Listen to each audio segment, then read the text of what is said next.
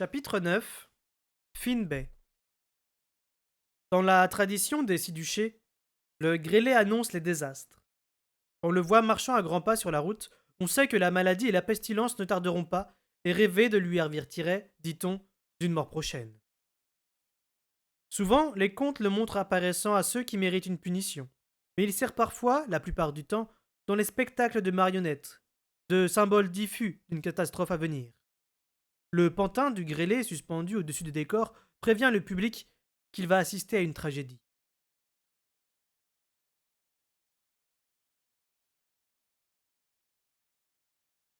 Les journées d'hiver passaient avec une lenteur effrayante.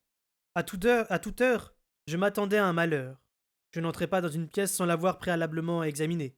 Je ne mangeais rien que je n'eusse vu préparer. Je ne buvais que l'eau que j'avais moi-même tirée du puits, et je dormais mal. Cette vigilance de tous les instants jouait sur mon comportement de 100 façons différentes.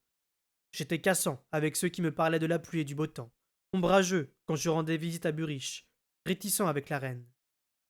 Imbre, le seul à qui j'aurais pu m'ouvrir de mon fardeau, ne m'appelait pas. Je me sentais seul à en pleurer. Je n'osais plus me rendre chez Molly. J'écourtais autant que je le pouvais mes visites à Buriche, de peur de lui attirer des ennuis. Je ne pouvais même plus sortir ouvertement du château pour passer quelques heures en compagnie d'œil de nuit. Et je préférais m'abstenir d'emprunter notre issue secrète au cas où j'eusse été surveillé.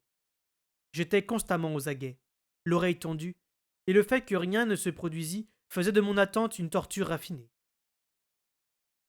J'allais tout de même voir le roi subtil tous les jours, et je le voyais dépérir petit à petit, le fou devenir plus morose, son humour s'aigrir. J'appelais de mes vœux une violente tempête d'hiver qui s'harmoniserait à mon humeur, mais le ciel demeurait bleu et le vent calme. Les murs de Castelcerre retentissaient du charivari des réjouissances. Des bals étaient organisés, et des concours où les ménestrels rivalisaient pour remporter quelques bourses replètes. Les ducs et les nobles de l'intérieur se régalaient à la table de royal et buvaient en sa compagnie jusque tard dans la nuit. On dirait des tiques sur un chien en train de crever, m'exclamai-je violemment un jour que je changeais le pansement du buriche. Il venait d'observer qu'il n'avait guère de mal à rester éveillé. La nuit, devant la porte de Ketriken, car le tintamarre des fêtes lui aurait de toute manière interdit de fermer l'œil. Qui est en train de crever demanda-t-il. Nous tous. Jour après jour, nous crevons tous. Personne ne t'a jamais appris. Mais ta jambe guérit, elle, et sacrément bien, vu ce que tu lui as fait subir. Il baissa les yeux sur sa jambe nue et la plia précautionneusement. Le tissu cicatriciel se tendit, étant bon. C'est peut-être fermé en surface, mais je sens que ce n'est pas guéri à l'intérieur, fit-il. Et ce n'était pas une plainte.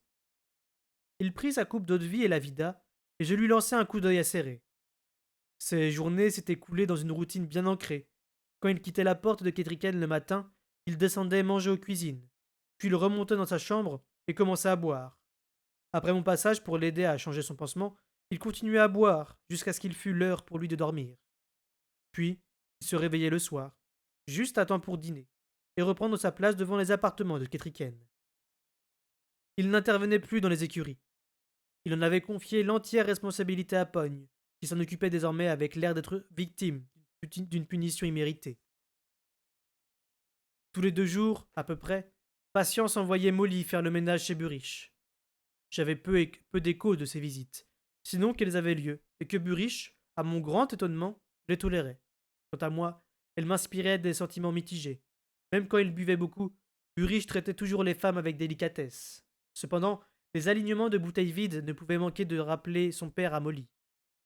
Pourtant, je souhaitais qu'ils se connaissent mieux tous les deux. Un jour, je racontai à Buriche que Molly avait reçu des menaces à cause de ses fréquentations. Ses fréquentations répéta-t-il en me lançant un regard perçant. Quelques personnes savent que je m'intéresse à elle, fis-je avec circonspection. Un homme ne fait pas partager ses ennuis à la femme qu'il aime, me dit-il d'un ton sévère.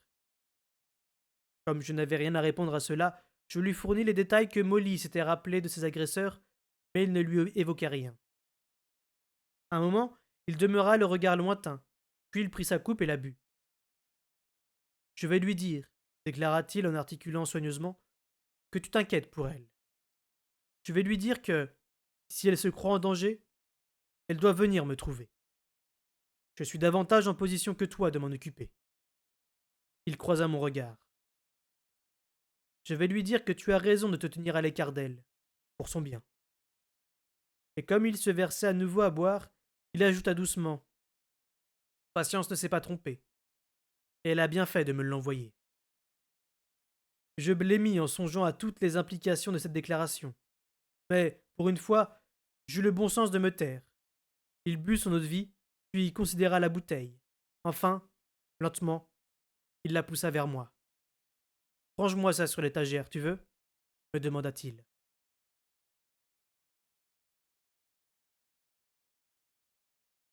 Castelcergue continua de se vider de ses réserves d'hiver et de ses animaux.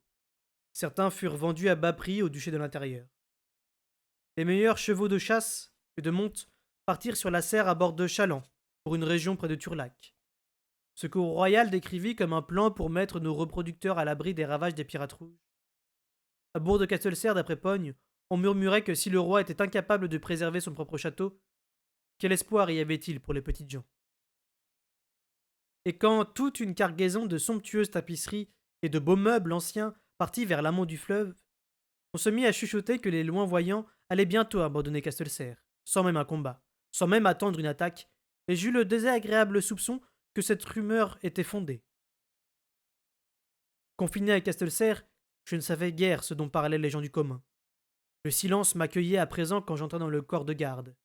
Mon assignation au château avait donné naissance à maint ragots et spéculations. Et les on-dit, qui avaient couru sur moi après que j'eus échoué à sauver la petite fille des griffes des Forgisés, connurent une seconde jeunesse. Rares étaient les gardes qui m'entretenaient d'autre chose que du temps et de banalités du même genre. Sans être devenu un véritable paria, je me vis exclu des conversations détendues et des discussions à bâtons rompus qui allaient d'habitude bon train dans le corps de garde. M'adresser la parole portait désormais malheur, et je ne souhaitais pas affliger ces hommes et ces femmes à qui je tenais. Je restais le bienvenu aux écuries, mais je m'efforçais de ne pas trop parler à quiconque et de ne pas marquer d'affection particulière à tel ou tel animal. Les ouvriers étaient moroses en ces jours, car il n'y avait guère de travail pour les occuper et les querelles étaient fréquentes. Cependant, ils constituaient ma source principale d'informations et de rumeurs. Aucune n'était réjouissante. J'entendais parler d'attaques contre des villes béarnoises, de bagarres dans les tavernes et sur les quais de bourg de Castelcerre, des gens qui déménageaient pour le sud ou l'intérieur, selon leurs moyens. Le peu que j'entendis sur Vérité et son entreprise était railleur et méprisant. L'espoir était mort. Comme moi, les habitants du bourg attendaient, rongés d'angoisse, que le désastre arrive à leur porte. Nous connûmes un mois de tempête, mais le soulagement et les fêtes que ce temps occasionna à bourg de Castelcerre se révélèrent plus destructeurs que la période de tension qui les avait précédés. Une taverne du front de mer prit feu au cours de bacchanales particulièrement échevelées. L'incendie s'étendit, et seules les trompes d'eau qui succédèrent au vent déchaîné l'empêchèrent de gagner les entrepôts. C'eût été une catastrophe à plus d'un titre, car, à mesure que Royal vidait les magasins de Castelcerre de leurs grains et de leurs vivres, les gens de la ville voyaient de moins en moins de raisons de préserver ce qui restait. Même si les pirates ne s'en prenaient jamais à Castelcerre proprement dit, j'étais résigné d'avance à un rationnement de la nourriture avant la fin de l'hiver. Une nuit, je m'éveillai dans un silence de mort. Les hurlements de la tempête et la mitraille de la pluie avaient cessé. Mon cœur se serra. Une terrible prémonition m'envahit, et lorsqu'à mon lever je vis un ciel limpide, mon angoisse s'aggrava encore. À plusieurs reprises, je sentis un toucher d'arme picoter les sens, ce qui faillit me rendre enragé, car j'ignorais si cela provenait de Vérité qui essayait de me contacter, ou de Justin et Sereine qui tentaient de m'espionner. La visite que je rendis au roi en fin d'après-midi ne fit qu'accroître mon abattement. Amaigri au point de n'avoir plus que la peau sur les os, il était assis dans son lit, un vague sourire sur les lèvres. Il martisa faiblement quand je franchis la porte, puis m'accueillit ainsi. Ah, Vérité, mon garçon! Comment s'est passée ta leçon d'escrime aujourd'hui? Et le reste de sa conversation fut à l'avenant. Royal fit son apparition presque tout de suite après mon arrivée. Il prit place sur un siège à tout droit, les bras croisés, et il m'observa. Nous n'échangeâmes pas un seul mot, et je fus incapable de savoir si mon silence relevait de la lâcheté ou de la maîtrise de moi-même. Je m'esquivai aussi vite que la décence m'y autorisait, malgré le regard de reproche que m'adressa le fou. Ce dernier n'avait guère meilleure mine que le roi. Sur quelqu'un d'aussi pâle que lui, les cernes noires de ses yeux semblaient peints à même la peau. Sa langue était aussi immobile que le battant de ses grelots. À la mort du roi subtil, plus rien ne se dresserait entre le fou et royal. Je me demandais si je pourrais l'aider par quelque moyen. Comme si j'étais capable de m'aider moi-même, me dis-je amèrement. Ce soir-là, dans la solitude de ma chambre, je bus plus que de raison de cette eau-de-vie de mûre que Burich méprisait. Je savais que je serais malade le matin venu, mais je n'en avais cure. Je m'allongeai sur mon lit et prêtai l'oreille au son étouffé de la fête qui monta de la grande salle. J'aurais voulu que Molly soit là pour me réprimander d'être ivre. Le lit était trop grand, les draps blancs et froids comme des glaciers. Je fermai les yeux et cherchai le réconfort de la compagnie d'un loup enfermé dans le château. J'avais pris l'habitude de le retrouver toutes les nuits dans mes rêves afin de me donner l'illusion de la liberté. Je me réveillai juste avant qu'Imbre me secoue l'épaule. Heureusement que je l'avais connu en ce bref instant, sans quoi j'eusse sûrement essayé de le tuer. Debout me souffla-t-il d'une voix rauque. Lève-toi, espèce d'idiot, abruti. Finbay est assiégé. 5 pirates rouges. Ils ne laisseront pas pierre sur pierre si nous tardons trop. Allons, lève-toi donc, sacrebleu. Je me redressai tant bien que mal, la brume de l'alcool dissipée par le choc causé par ses propos. Que pouvons-nous faire demandai-je stupidement. Avertir le roi, avertir Ketriken, Royal. Même Royal ne peut pas faire la sourde oreille. Ça se passe à nos portes. Si les pirates rouges s'emparent de Finbay, nous sommes coincés. Plus aucun bateau ne pourra sortir de port de serre. Même Royal va s'en rendre compte. Va, maintenant, va. J'enfilai des chausses et une tunique, puis pieds nus, les cheveux dans les yeux, je me précipitai vers la porte où je m'arrêtai soudain. Mais comment suis-je au courant? D'où dois-je dire que me vient cet avertissement? D'exaspération, Imbre se mit à sautiller sur place. Zut et zut! Dis n'importe quoi! Raconte à Subtil que tu as fait un rêve où le grêlé voyait ce qui allait se passer dans un bassin. Il devrait comprendre, lui. Dis que c'est un ancien qui t'a prévenu. Dis ce que tu veux, mais qu'ils agissent tout de suite. D'accord. Je fonçai dans le couloir, descendis les escaliers 4 à 4 et me ruai jusqu'à la porte du roi à laquelle je frappai à coups redoublés. À l'extrémité du couloir, Burich se tenait debout à côté de sa chaise, devant les appartements de Ketriken. Il se tourna vers moi, dégaina son épée courte, et s'apprêta au combat en jetant des coups d'œil tout autour de lui. Les pirates criai-je, sans me soucier de ce qui pouvait m'entendre. 5 navires pirates à Finbay. Réveille Sa Majesté. Dis-lui qu'on a besoin de son aide. Sans poser de questions, Burich frappa chez la reine, et la porte s'ouvrit aussitôt. Pour ma part, je rencontrai davantage de difficultés. Murfès finit par entrebâiller le battant, mais refusa de me laisser entrer jusqu'au moment où je lui suggérais d'aller rapidement informer Royal des nouvelles que j'apportais. La perspective de faire une entrée théâtrale et de conférer avec le prince devant tous les fêtards assemblés dut le décider car, laissant la porte sans surveillance, il alla aussitôt dans sa petite antichambre se rendre présentable. La chambre du roi, plongée dans l'obscurité, baignait dans l'odeur suffocante de la fumée. Je me munis d'une bougie dans le salon, l'allumai au feu mourant et entrai en hâte. C'est alors que je faillis marcher sur le fou, couché en rond comme un vulgaire roquet au chevet du roi. J'en restais bouche bée. Sans même une couverture ni un coussin, il dormait recroquevillé sur la descente de lit de Subtil. Il se déplia avec des mouvements raides, puis, éveillé, il prit aussitôt l'air alarmé. Qu'y a-t-il? Que se passe-t-il? Demanda-t-il d'une voix inquiète. Il y a des pirates à Finbay, 5 navires. Il faut que je prévienne le roi. Mais que fais-tu à dormir ici? Tu as peur de retourner dans ta chambre? Il éclata d'un rire amer. Dis plutôt que je crains de quitter celle-ci, de peur de ne plus jamais y avoir accès. La dernière fois que Murfès m'a enfermé dehors, j'ai dû hurler et tambouriner à la porte pendant 1 heure avant que le roi s'aperçoive de mon absence et exige de savoir où j'étais. La fois précédente, j'ai réussi à me faufiler en même temps que le petit déjeuner. Et la fois d'avant... On cherche de couper du roi? Il acquiesça. Par le miel ou le fouet. Hier soir, Royal m'a offert une bourse de 5 pièces d'or pour me pomponner et descendre divertir son monde. Ah! Après ton départ, il s'est longuement épanché. Je manquais cruellement à la cour, et quel dommage c'était de me voir perdre ma jeunesse enfermée ici. Quand je lui ai répondu que je trouvais la compagnie du roi subtil plus agréable à celle d'autres fous, il m'a jeté la théière à la tête. Ce qui a proprement mis Murfess en rage, car il venait d'y concocter un mélange d'herbes si répugnant qu'on en serait venu à regretter le parfum des paix. Tout en parlant, le fou avait allumé des bougies et attisé le feu.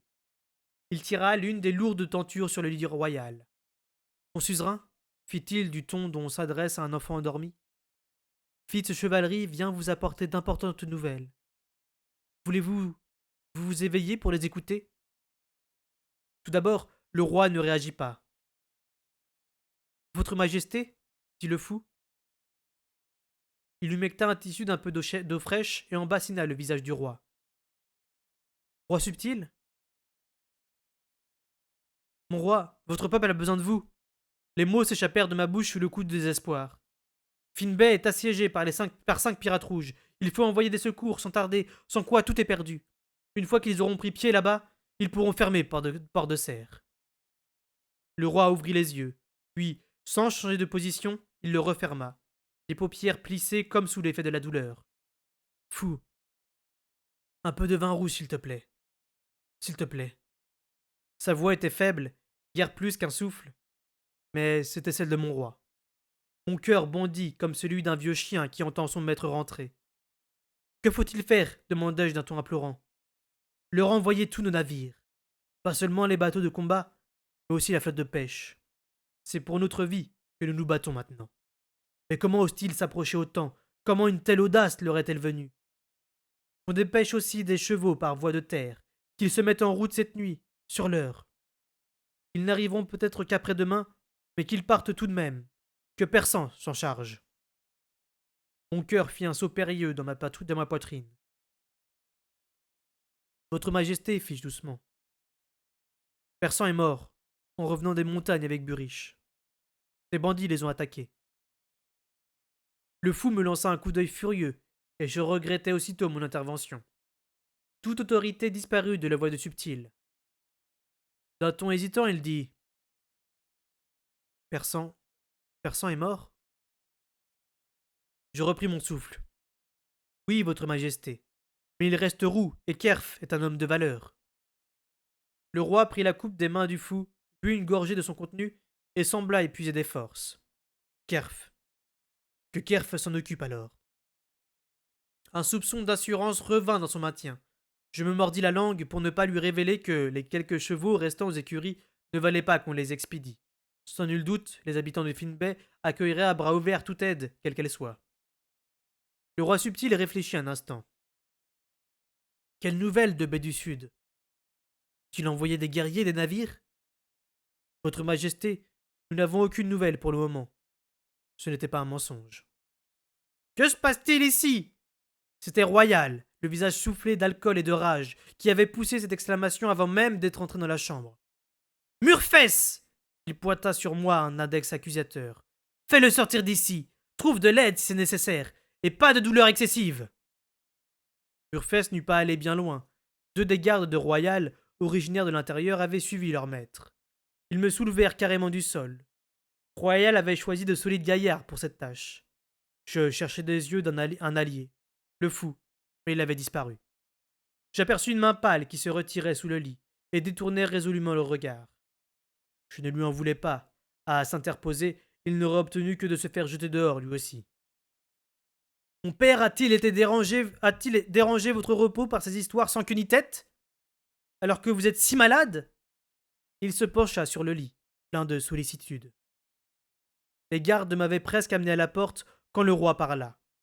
Sa voix n'était pas forte, mais l'autorité y perçait.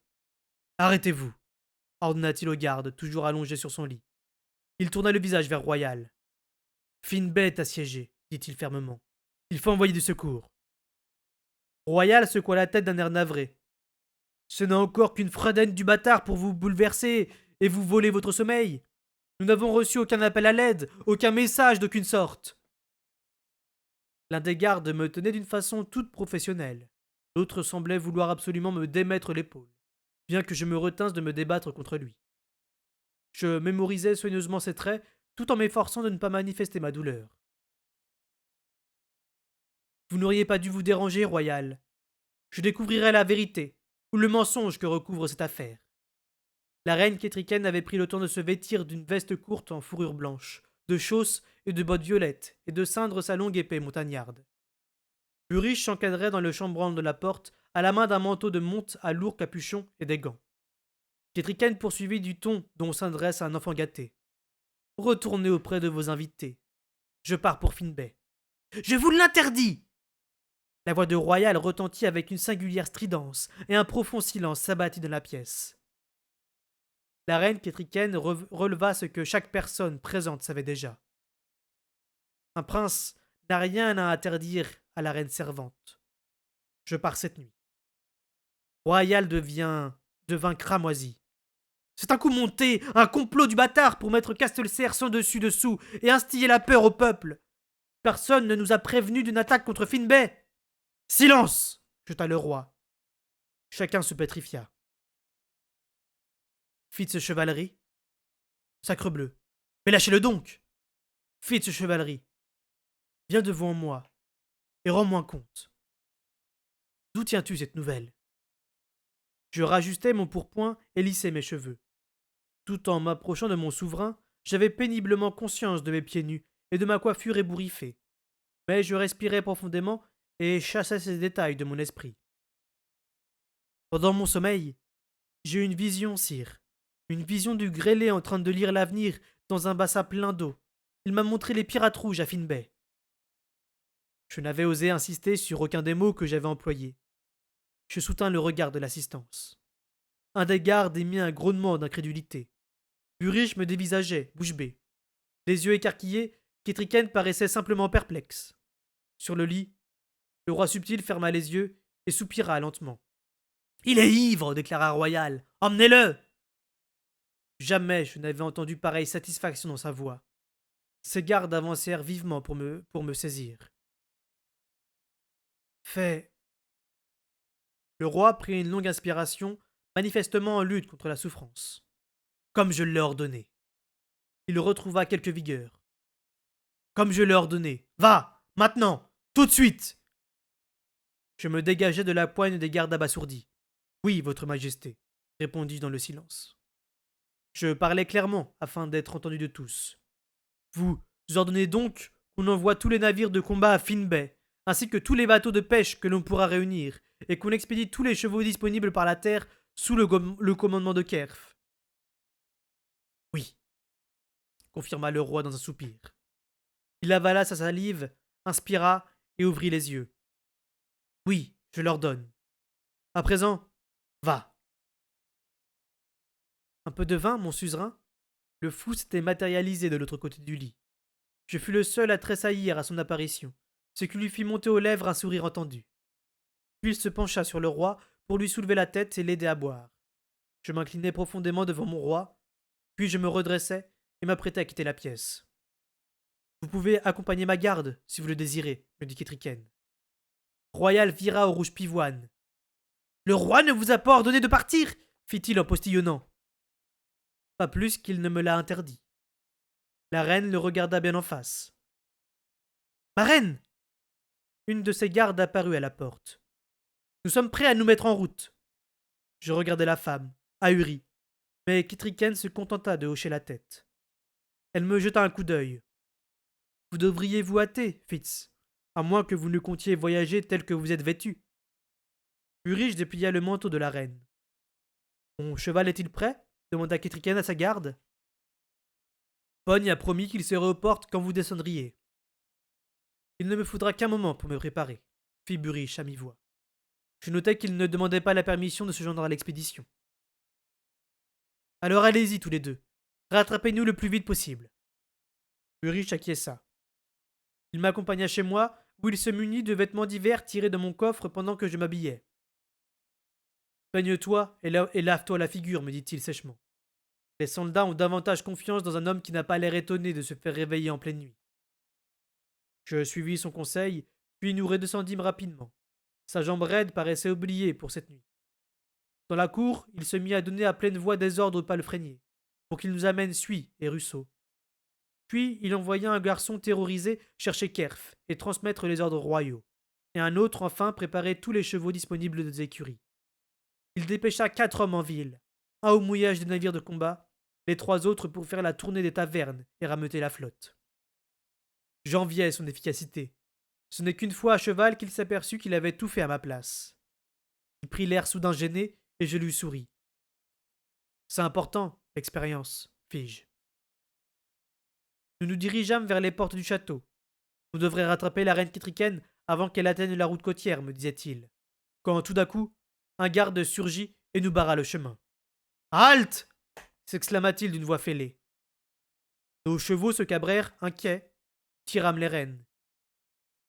Qu'y a-t-il demanda Burige d'un ton agacé. L'homme ne broncha pas. Vous pouvez passer, messire, dit-il à Burige avec respect. Mais j'ai ordre d'interdire au bâtard de sortir de Castelcerre. Le bâtard? Jamais je n'avais vu Burige aussi outragé.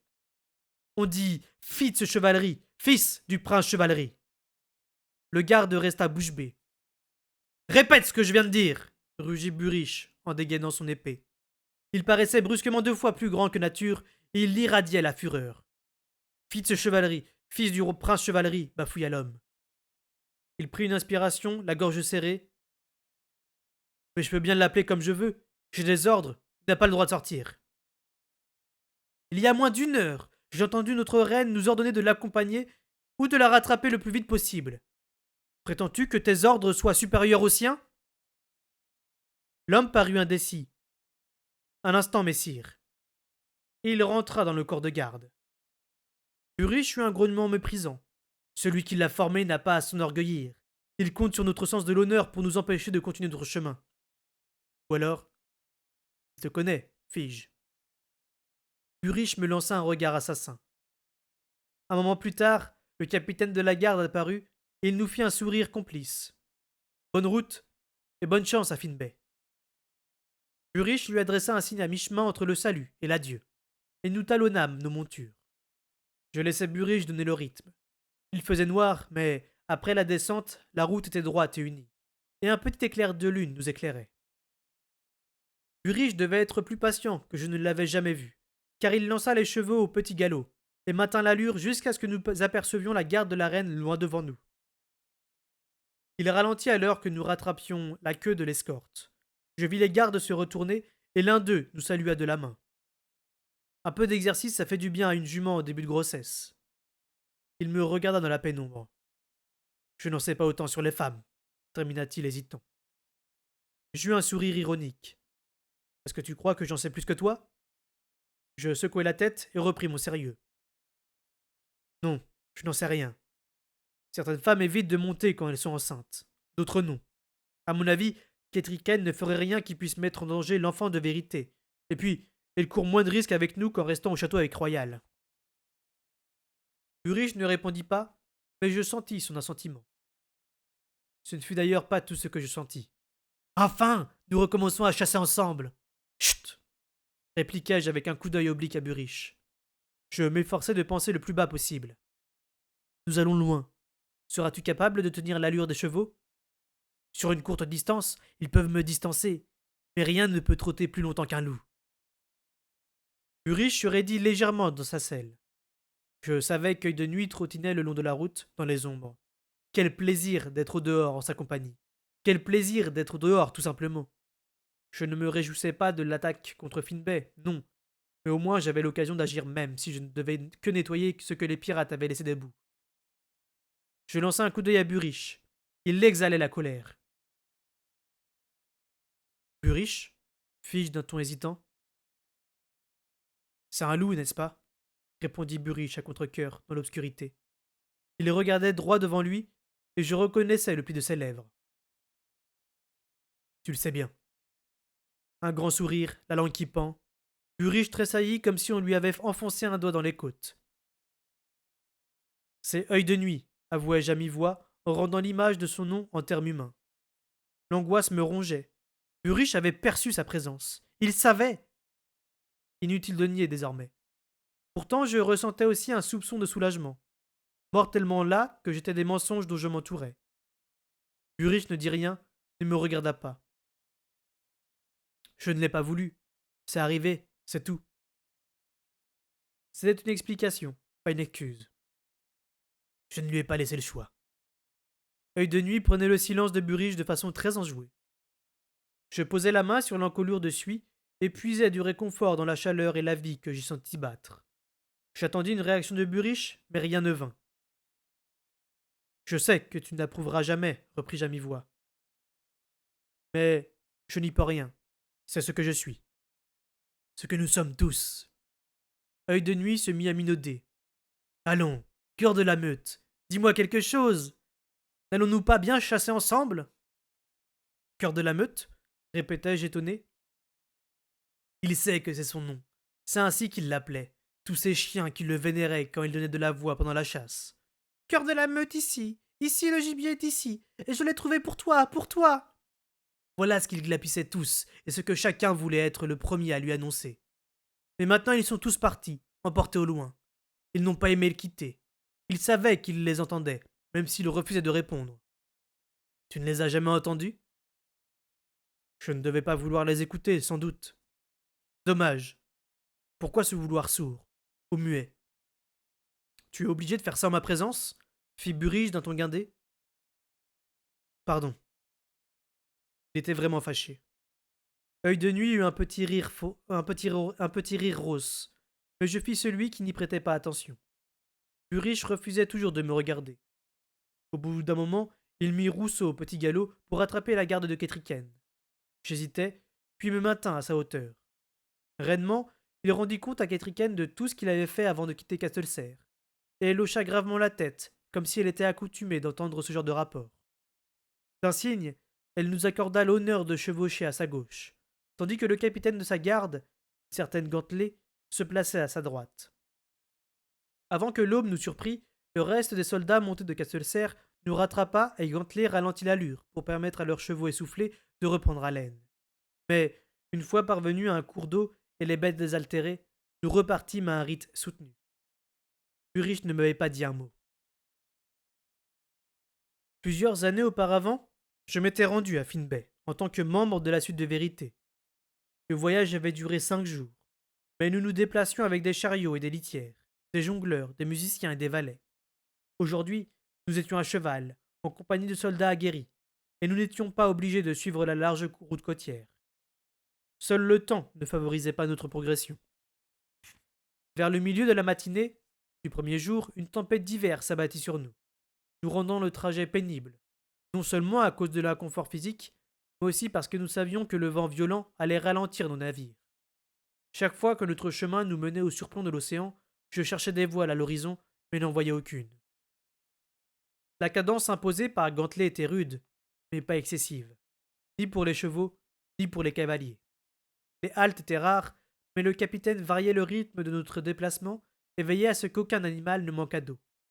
Durant les arrêts, on distribuait du grain aux chevaux et du pain dur, et du poisson séché pour ceux qui les montaient. Si quelqu'un remarqua qu'un loup nous suivait, il n'en fit pas mention. 2 journées entières plus tard, l'aube naissante et une trouée dans les nuages nous permirent de découvrir la vaste vallée fluviale qui menait à Finbay. Garde-Bay était le château de Finbay, où résidaient le duc Kelvar et Dame Grace, et c'était le cœur du duché de Ripon. La tour de guet se dressait sur une falaise sableuse au-dessus de la ville. Le château, lui, avait été bâti sur un terrain quasiment plat, mais fortifié d'une succession de levées de terre et de fossés. On m'avait dit un jour qu'aucun ennemi n'avait réussi à franchir la deuxième enceinte. Ce n'était plus vrai. Nous fîmes halte et contemplâmes un visage de destruction. Les 5 navires rouges étaient toujours échoués sur la plage. La flotte de Finbay, surtout composée de petits bateaux de pêche, n'était plus qu'une masse d'épaves calcinées et à demi coulées, qui s'étendaient le long de la côte. Les marées avaient joué avec elles depuis que les pirates les avaient ravagées. On pouvait suivre la progression des Outriliens dans la ville aux maisons noircies et fumantes, tels les jalons d'une épidémie. Gantelet se dressa sur ses étriers et, tendant le doigt par de la Finbay, nous fit un résumé de ses observations et de ce qu'elle savait de la ville. La baie est sablonneuse et peu profonde, si bien que, quand la marée se retire, elle se retire très loin. Ils ont hissé leurs navires trop haut sur la plage. Si nous arrivons à les faire battre en retraite, il faut que ce soit à marée basse, au moment où leurs bateaux sont sur le sec. Ils se sont enfoncés dans la ville comme un couteau dans du beurre. À mon avis, la défense a dû être réduite parce qu'elle n'est pas défendable. Tout le monde s'est sans doute précipité au château dès qu'on a aperçu une quille rouge. Vu d'ici, on dirait que les Outriliens ont dépassé la troisième enceinte, mais à partir de là, Kelvard devrait pouvoir les tenir en respect presque indéfiniment. La quatrième muraille est en pierre de taille. Il a fallu des années pour la construire. La forteresse dispose d'un bon puits, et ses entrepôts devraient encore regorger de grains sitôt dans l'hiver. Elle ne tombera pas, sauf traîtrise. Gantley cessa de gesticuler et se rassit. C'est absurde. Cette attaque, reprit-elle d'un ton plus bas. Comment les pirates rouges espèrent-ils imposer un siège? Surtout s'ils se font attaquer à leur tour par nos forces. Peut-être la réponse est telle qu'ils ne s'attendaient pas à ce que quelqu'un vienne au secours de Garde-Baie, fit Ketriken, sans s'embarrasser de phrases. Ils ont toute la ville pour se fournir en vivres, et d'autres navires doivent peut-être les rejoindre. Se tournant vers Kerf, elle lui fit signe de se placer à la hauteur de Gantley. Je n'ai aucune expérience des combats, dit-elle avec simplicité.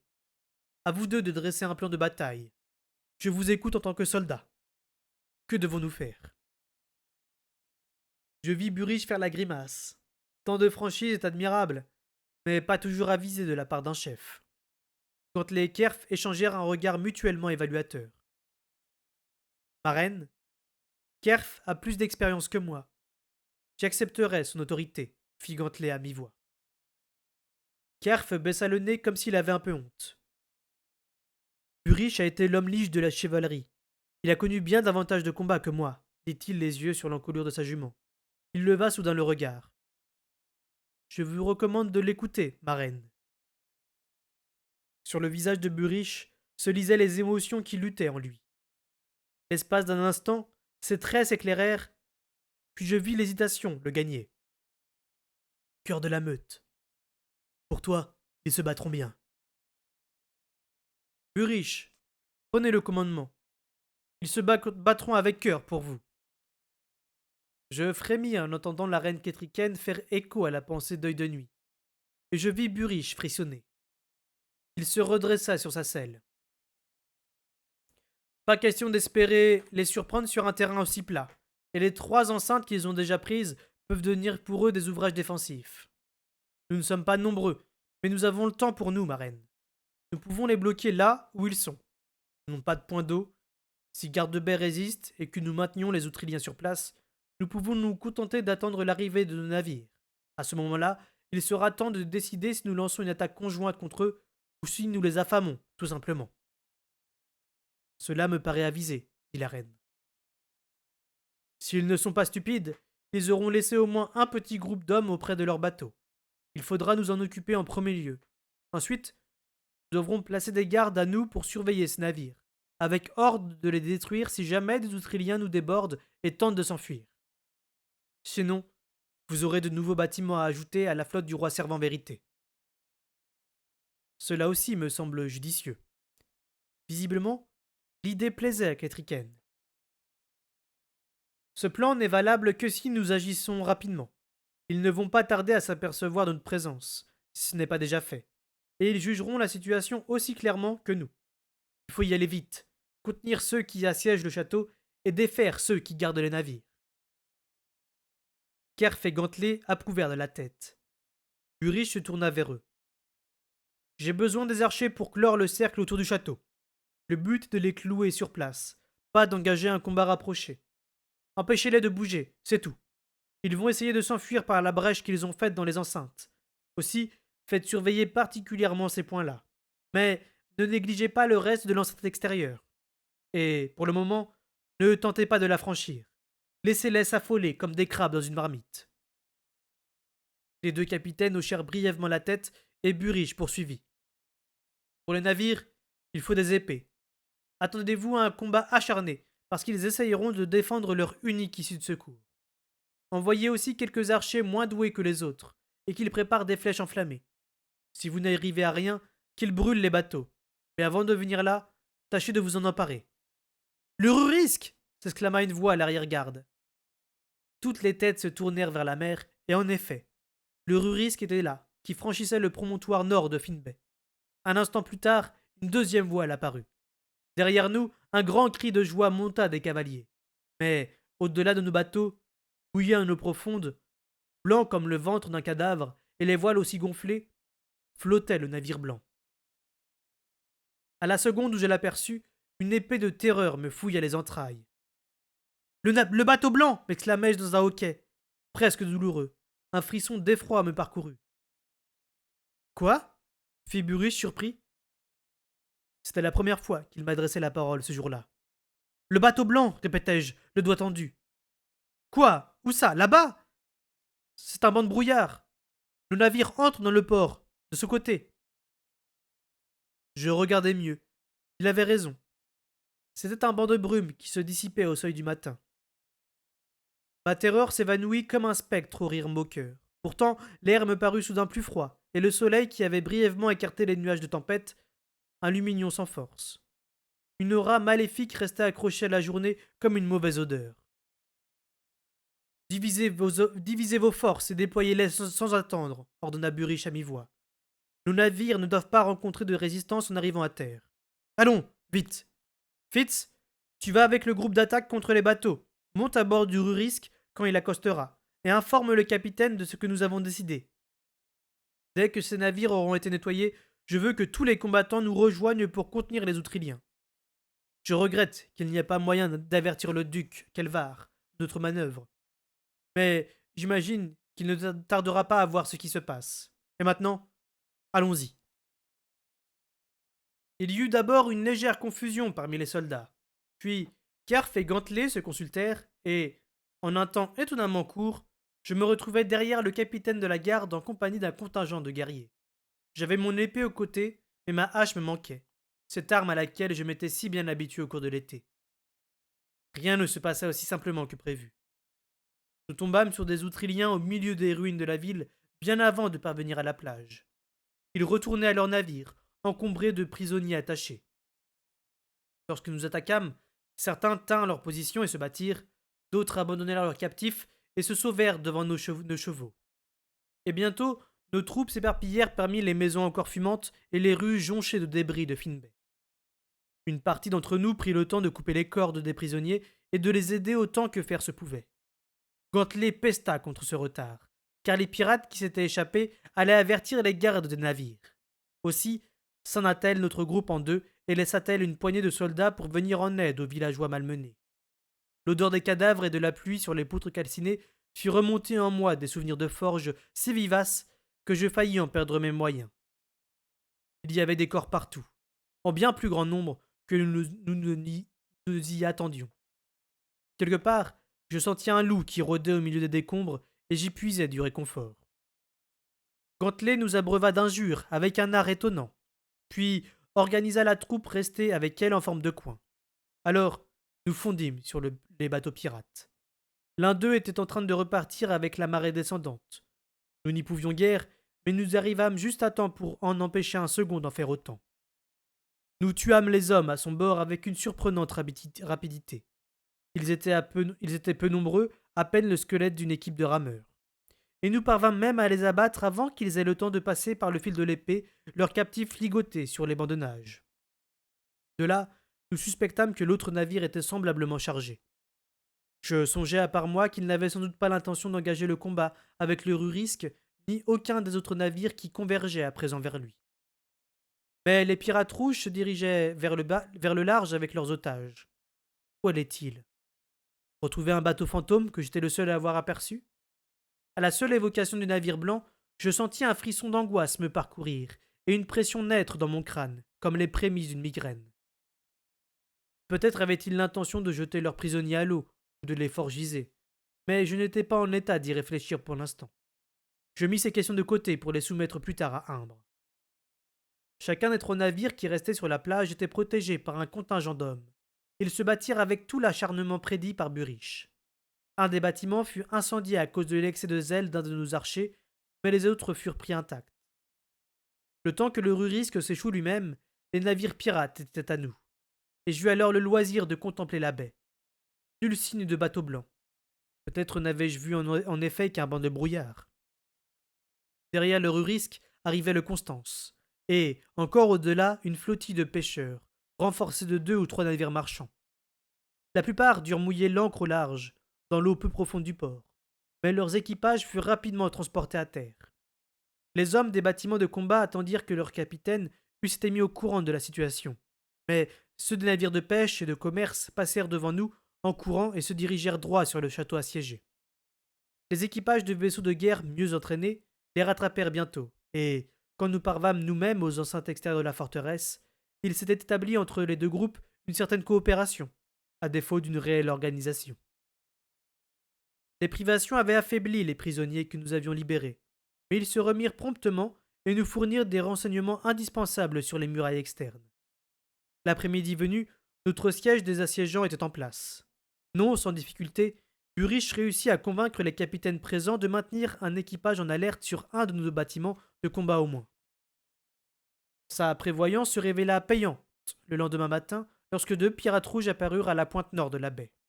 Le risque les chassa, mais ils s'enfuirent de trop bon gré pour que nous en tirions satisfaction. Nous savions tous qu'ils trouveraient tout simplement un village sans défense à piller plus loin sur la côte. Plusieurs bateaux de pêche se mirent tardivement à leur poursuite, bien qu'ils eussent peu de chances de rattraper les navires pirates propulsés à l'aviron. Le second jour, l'ennui et l'inconfort s'installèrent. Le temps était redevenu exécrable. Le pain dur commençait à sentir le moisi, et le poisson séché n'était plus complètement sec. Afin de nous signaler qu'il nous avait vus et soutenir notre morale, le duc Kelvar avait fait ajouter le drapeau de cerf à sa propre oriflamme, qui flottait sur Garde-Baie. Toutefois, comme il avait choisi la stratégie de la patience, les troupes outriliens étaient bloqués, mais ils n'avaient tenté ni de traverser nos lignes, ni de se rapprocher de la forteresse. Tout n'était qu'attente et immobilité. Tu n'écoutes pas ce qu'on te dit, comme d'habitude. Burich s'était adressé à moi à mi-voix. La nuit était tombée. C'était la première fois depuis notre arrivée que nous disposions d'un moment ensemble. Il était assis sur une bûche, sa jambe blessée et tendue devant moi. Moi, j'étais accroupi près du feu et j'essayais de me réchauffer les mains. Nous nous trouvions devant un abri temporaire dressé pour la reine, occupé à attiser un feu qui dégageait beaucoup de fumée. Burich aurait voulu qu'elle s'installe dans un des rares bâtiments encore debout de Finbay, mais elle avait refusé en exigeant de rester auprès de ses guerriers. Ses gardes allaient et venaient, entraient dans son abri et s'approchaient de son feu à leur gré. Leur familiarité faisait froncer le sourcil à Burich. Mais en même temps, il approuvait le dévouement de Kitriken. Ton père était comme ça, lui aussi, remarqua-t-il brusquement, comme 2 des gardes de la reine sortaient de son abri pour relever 2 de leurs compagnes en sentinelle. Il n'écoutait pas ce qu'on lui disait fis-je étonné.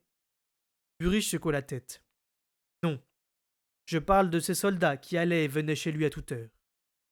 Je me suis toujours demandé où il avait trouvé un moment d'intimité pour te fabriquer. Je dus prendre l'air choqué, car il rougit soudain. Excuse-moi. Je suis fatigué et ma jambe m'élance. Je ne pensais pas à ce que j'ai dit. Un sourire auquel je ne m'attendais pas me monta aux lèvres. Ce n'est pas grave, dis-je, et c'était vrai. Quand il avait découvert le poteau rose pour œil de nuit, j'avais redouté qu'il m'exclût à nouveau de sa vie, alors une plaisanterie, même un peu rêche, était la bienvenue. Ainsi je n'écoute pas ce qu'on me dit, demandai-je d'un ton humble. Il soupira. Tu l'as dit toi-même. On est ce qu'on est, et comme il l'a souligné, lui, parfois on ne te laisse pas le choix. Tu te retrouves lié sans savoir comment. Au loin, un chien hurla dans les ténèbres. Ce n'était pas vraiment un chien, et Burich me lança un regard noir. Je ne sais pas me faire obéir, avouai-je. Ni moi de toi. Pourquoi devrions-nous commander l'un à l'autre?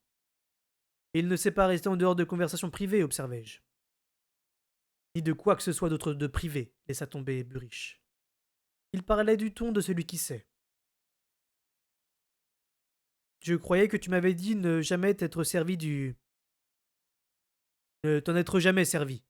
Même ici, je n'arrivais pas à prononcer le mot vif. Et c'est vrai. Ça n'amène jamais rien de bon. Je vais te répéter en termes clairs ce que je t'ai expliqué.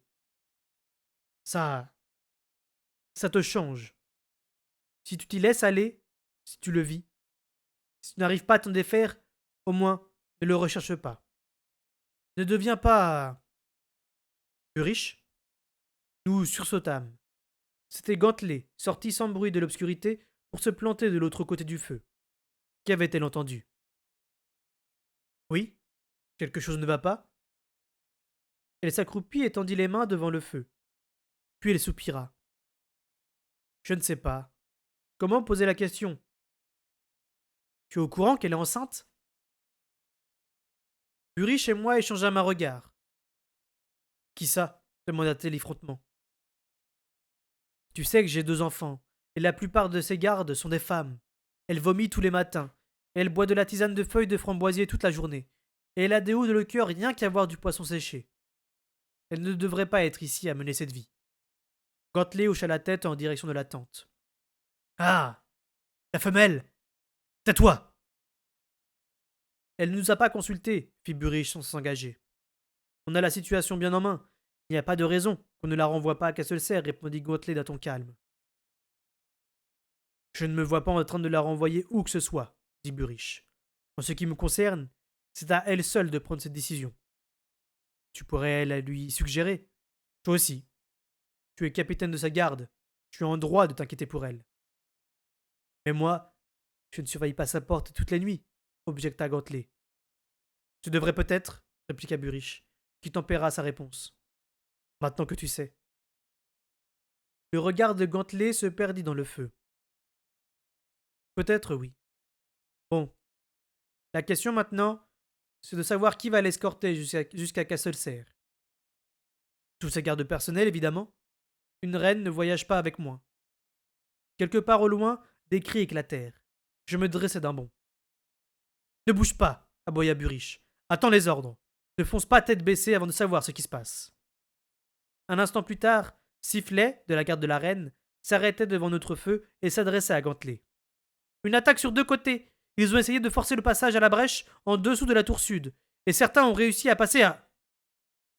Une flèche la transperça et emporta le reste de son rapport. Des outriliens se jetèrent soudain sur nous, plus nombreux que je ne pouvais les compter, et tous convergèrent sur la tente de la reine. À la reine m'écriai-je avec le mince soulagement d'entendre mon cri repris plus loin. 3 gardes sortirent précipitamment de la tente et se placèrent dos à ces fragiles murailles tandis que Burich et moi, devant l'abri royal, faisions front à l'ennemi. Je m'aperçus que j'avais mon épée à la main, et du coin de l'œil, je vis la lumière des flammes courir le long de celle de Burich. Soudain, la reine apparut à l'entrée de sa tente. Ne restez pas ici à me protéger, s'exclama-t-elle. Allez au cœur des combats. Il est ici, madame, grogna Burich, en s'avancant brusquement pour trancher le bras d'un homme qui s'était trop approché.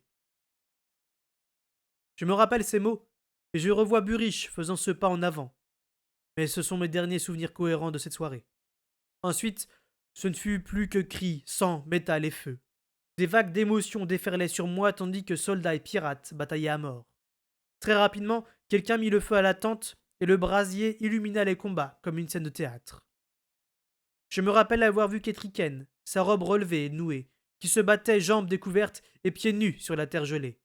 Elle maniait à 2 mains son épée montagnarde ridiculement longue, et sa grâce faisait du combat une danse de mort qui me distrait en toute autre occasion. Il arrivait sans cesse de nouveaux Autriliens. Un instant, j'eus la certitude d'entendre Vérité crier des ordres, mais je ne les compris pas. Œil de nuit apparaissait de ci et de là, toujours à la lisière de la lumière. Masse de fourrure et de crocs qui jaillissait soudain, tranchait brusquement un tendon, ajoutait son poids à celui d'un pirate pour transformer sa ruée en trébuchement maladroit. À un moment où la situation se présentait mal, Burich et Gantelet combattirent dos à dos. Je faisais partie du cercle qui protégeait la reine. Du moins, le crus-je, jusqu'à ce que je m'aperçoive qu'elle ferraillait à côté de moi. Dans le courant de la bataille, je laissai tomber mon épée pour ramasser la hache d'un pirate mort. Je retrouvai ma lame le lendemain sur le sol glacé, encroûté de boue et de sang. Mais sur l'instant, je n'hésitais pas à échanger le cadeau de vérité contre une arme plus brutalement efficace. Tant que nous nous battions, seul le présent comptait. Quand enfin la fortune de la bataille changea, je me lançai sans réfléchir à la poursuite des ennemis éparpillés dans les ruines noircies et les relents d'incendie du village de Finbay. Là, de fait, Œil de Nuit et moi chassâmes très bien ensemble. Je me tins face à face avec ma dernière proie, hache contre hache, tandis qu'Œil de Nuit évitait en grondant les coups d'épée de la sienne, plus petite, et ne cessait de la mordre. Il l'acheva quelques secondes à peine avant que j'abatte mon adversaire. Ce massacre final fut empreint pour moi d'un bonheur violent et sauvage. J'ignorais où se trouvait la limite entre Œil de Nuit et moi. Je savais seulement que nous avions vaincu et que nous étions tous deux saufs. Nous nous désaltérâmes longuement au saut d'un puits communal, et je lavai le sang de mes mains et de mon visage. Puis nous nous assîmes, le dos contre la brique du puits, pour regarder le soleil se lever au-dessus de l'épaisse brume qui recouvrait le sol.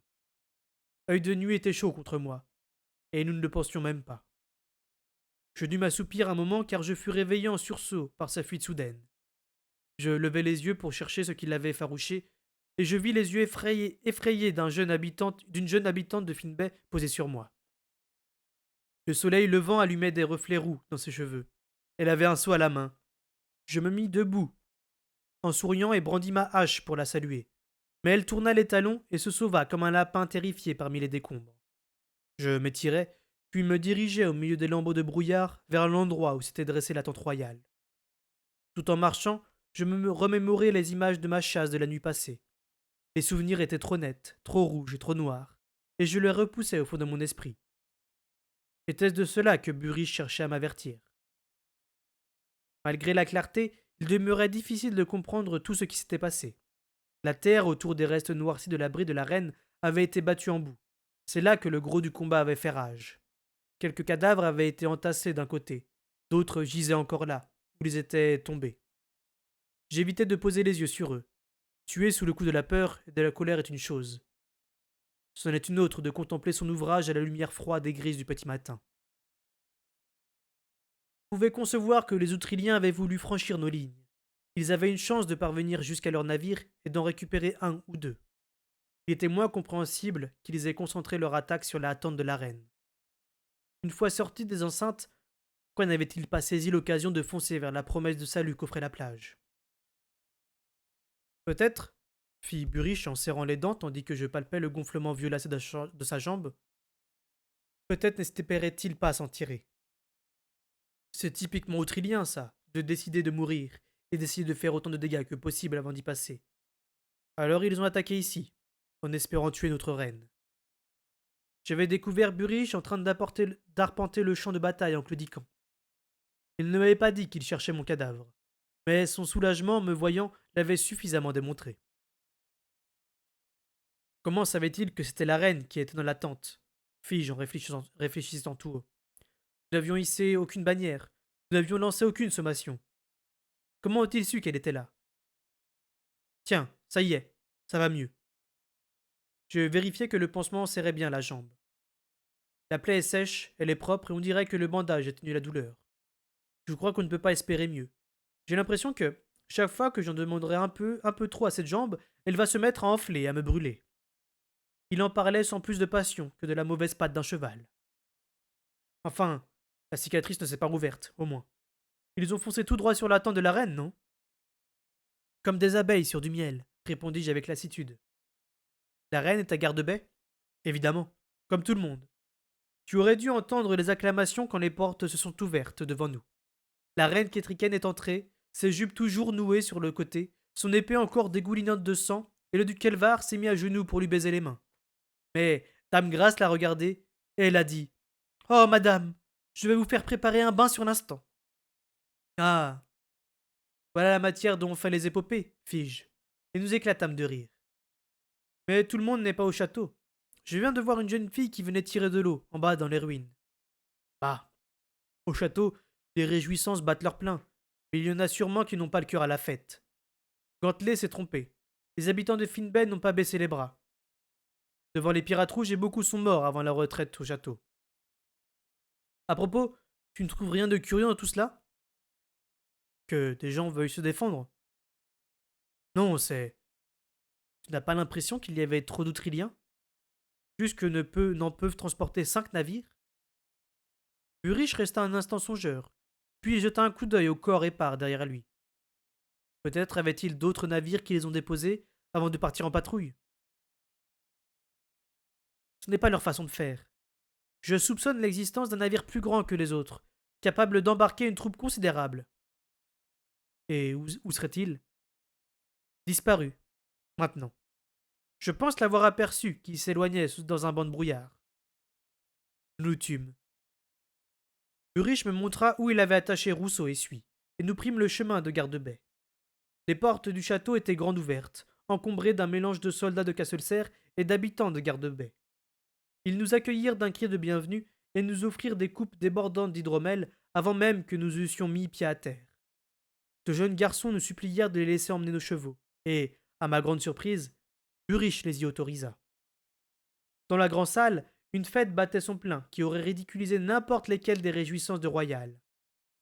Tout garde-baie nous était ouvert.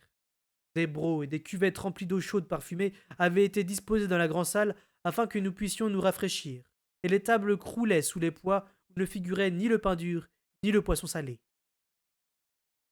Nous demeurâmes 3 jours à Gardebey. Durant cette période, nous enterrâmes nos morts et brûlâmes les cadavres des Outriliens. Les soldats de Castelcerre et les gardes de la reine se joignirent aux habitants de Finbay pour réparer les fortifications du château et remettre en état ce qui restait de bourg de Finbay.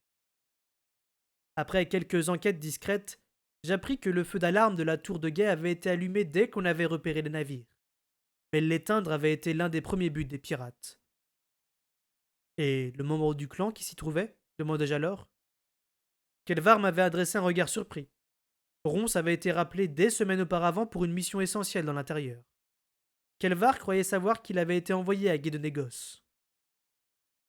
Le lendemain de la bataille, des renforts arrivèrent de baie du sud. Ils n'avaient pas vu le feu d'alarme, mais les messagers partis à dos de cheval étaient parvenus jusqu'à eux. J'étais présent quand Ketriken félicita le duc Kelvar de la prévoyance qu'il avait eue d'établir un relais de chevaux pour ce genre de message. Il fit aussi transmettre ses remerciements au duc Shemshi de Orphon pour sa rapide réaction. Elle proposa enfin qu'ils se partagent les navires capturés afin que, plutôt que d'attendre la venue des bateaux de combat, ils puissent dépêcher les leurs pour leur défense mutuelle. C'était un présent somptueux qui fut accueilli par un silence abasourdi. Une fois remis, le duc Kelvar se leva et but à la santé de la reine et de l'héritier à naître des loin voyants, car la rumeur était rapidement devenue de notoriété publique. La reine Kétriken rosit joliment et tourna une réponse courtoise au duc. Ces brèves journées de triomphe nous mirent à tous du paume au cœur. Nous nous étions battus, et bien battus. Finbay allait être rebâti, et les Outriliens n'avaient pas pris pied dans Garde-Baie. Pendant une courte période, nous crûmes possible de nous débarrasser d'eux définitivement. Avant même notre départ, on chantait déjà l'épopée de la reine qui, les jupes retroussées, s'était hardiment dressée devant les pirates rouges, et de l'enfant dans son sein qui était guerrier avant de naître. Cette image de la reine qui n'avait pas hésité à risquer non seulement sa propre vie, mais aussi celle de l'héritier du trône, resterait gravée dans les mémoires. D'abord, le duc Brondy de Béarn, et maintenant Kelvar de Ripon, me dis-je. Ketriken était doué pour s'attacher la fidélité des duchés. Pour ma part, je vécus un petit épisode qui à la fois me réchauffa le cœur et me glaça le sang. Dame Grace m'aperçut dans la grande salle, me reconnut et vint me parler. Ainsi, me dit-elle après m'avoir salué, mon garçon de chenil des cuisines a du sang royal.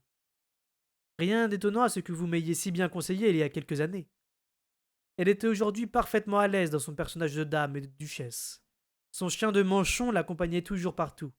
Mais il se déplaçait maintenant par ses propres moyens, et cette constatation me réjouit presque autant que l'aisance de sa maîtresse à porter son titre et l'affection qu'elle manifestait à son duc. Nous avons tous tous deux beaucoup changé, dame Grace, répondis-je. Et elle accepta le compliment sous-entendu. La dernière fois que je l'avais vue, j'étais en déplacement à Ripon avec Vérité. Elle était alors beaucoup moins à l'aise dans son rôle de duchesse. Je l'avais rencontrée dans les cuisines où son chien était en train de s'étouffer avec une arête de poisson. J'en avais profité pour la convaincre que l'argent du duc serait mieux employé à bâtir des tours de guet qu'à lui acheter des bijoux.